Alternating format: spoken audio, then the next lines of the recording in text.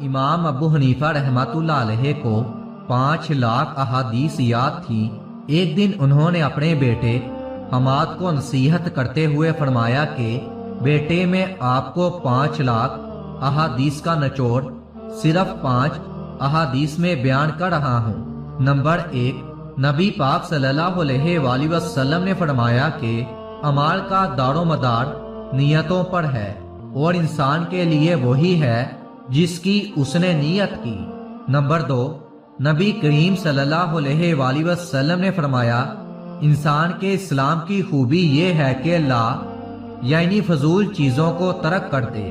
Number 3، نبی پاک صلی اللہ علیہ وآلہ وسلم نے فرمایا تم مومن نہیں ہو سکتے جب تک اپنے بھائی کے لیے وہ چیز پسند نہ کرو جو اپنے لیے پسند کرتے ہو۔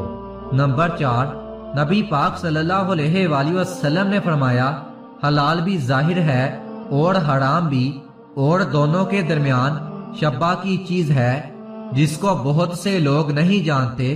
سو جو شخص شبہات سے بچا اس نے دین محفوظ کر لیا، اور جو شبہات میں پڑ گیا وہ حرام میں پڑ جائے گا۔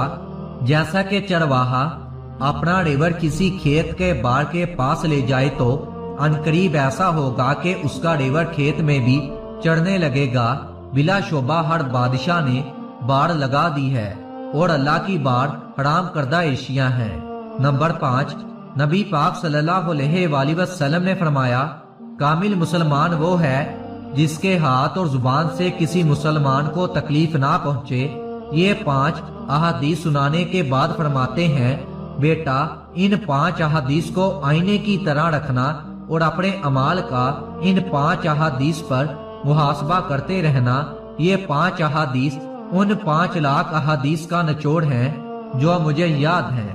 حضرت شیخ سعدی رحمت اللہ علیہ بیان کرتے ہیں کہ کچھ نیک لوگ مسجد میں بیٹھے اللہ تعالیٰ کا ذکر کر رہے تھے کہ وہاں ملک کا شہزادہ آ گیا۔ وہ شہزادہ اس وقت نشے میں دھت تھا۔ اس نے آتے ہی ان نیک لوگوں کو گالیاں دینا شروع کر دی۔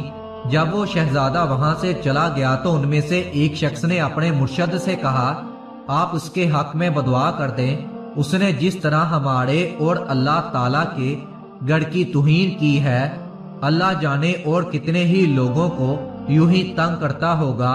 مرشد نے جب مرید کی بات سنی تو اپنے ہاتھ دعا کے لیے اٹھا لے، الہی یہ شہزادہ بہت اچھا ہے، اسے ہمیشہ خوش رکھنا۔ مرشد کی دعا سن کر مرید حیران ہو گیا اور اس نے مرشد سے کہا حضرت یہ کتنی عجیب بات ہے کہ آپ ایک فاسق و فاجر کے حق میں دعا کرتے ہیں کہ اللہ عز و جل اسے ہمیشہ خوش رکھے۔ مرشد نے جواباً فرمایا کہ تم خاموش رہو، تم وہ نہیں جانتے جس کا علم مجھے ہے۔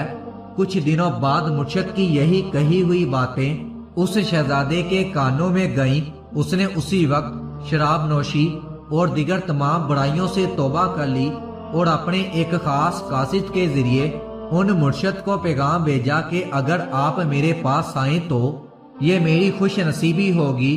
ان مرشد نے اس شہزادے کی دعوت کو قبول کر لیا اور شہزادے کو زندگی گزارنے کے بہترین اصول سے آگاہ کیا اور کہا کہ اس سے قبل کہ وہ جو زندگی گزار رہا تھا وہ اسے ہلاکت میں مبتلا کرنے والی تھی۔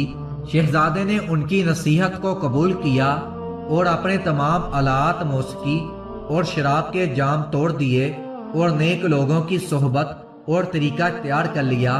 اب اس کا تمام وقت عبادت الہی میں بسر ہوتا تھا اور اس کا اپنا گزشتہ زندگی سے کوئی واسطہ نہ تھا۔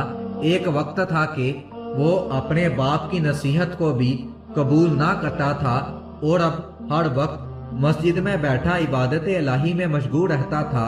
اس حکایت میں شیخ سعدی رحمت اللہ علیہ بیان کرتے ہیں کہ کسی شخص کو اگر متاثر کرنا ہے تو اپنے اخلاق کے ذریعے متاثر کرو، اور ہمارے نبی آقا تو جہاں صلی اللہ علیہ وآلہ وسلم بہترین اخلاق کا نمونہ ہے۔ اگر کوئی تمہارے ساتھ زیادتی کرے تو تم اس کی زیادتی کا جواب زیادتی سے نہ دو بلکہ خوش اخلاقی کے ساتھ دو۔ انسان کو ہمیشہ اپنے اخلاق اور دل کے ساتھ جیتا جاتا ہے۔